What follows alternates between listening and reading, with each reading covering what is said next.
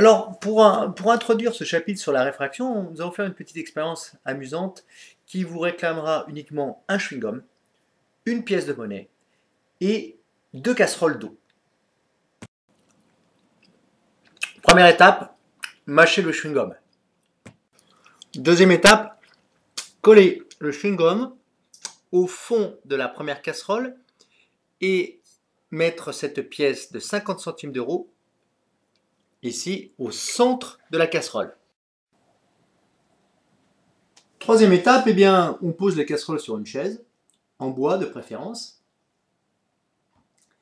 Nous apercevons que la pièce de monnaie n'est pas visible. Nous allons verser de l'eau de cette casserole, la grosse casserole, dans la petite casserole. Action, nous versons l'eau dans la petite casserole. Observez ce qui se passe.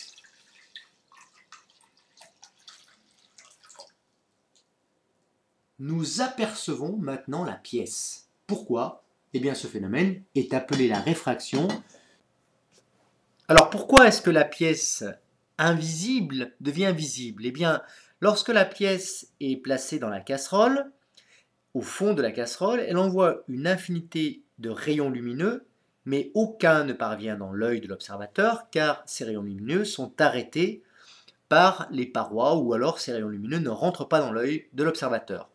Alors que ici, nous voyons que lorsque l'on remplit la casserole d'eau, les rayons au passage entre le milieu R et le milieu O sont réfractés, ces rayons sont réfractés, c'est-à-dire déviés, et certains parviennent dans l'œil de l'observateur. Donc l'observateur voit la pièce, celle-ci devient visible. Le phénomène de déviation des rayons lumineux est appelé la réfraction. Chapitre 3, dispersion et réfraction de la lumière. Grand 1, étude de la réfraction. Nous allons cliquer sur cette animation pour voir ce qu'est la réfraction. Un rayon lumineux incident provenant dans l'air va frapper une surface délimitant l'air et le plexiglas. Ceci est un hémicylindre, une moitié de cylindre en plexiglas. Nous voyons que ce rayon lumineux est dévié. Ce phénomène est appelé la réfraction. L'angle d'incidence que nous pouvons régler ici est l'angle entre le rayon lumineux incident et la normale à la surface, c'est-à-dire la perpendiculaire à la surface. Ici, cet angle vaut 30 degrés. Nous voyons que l'angle de réfraction, qui est défini entre le rayon réfracté au rayon dévié et la normale à la surface, est ici d'environ 22 degrés.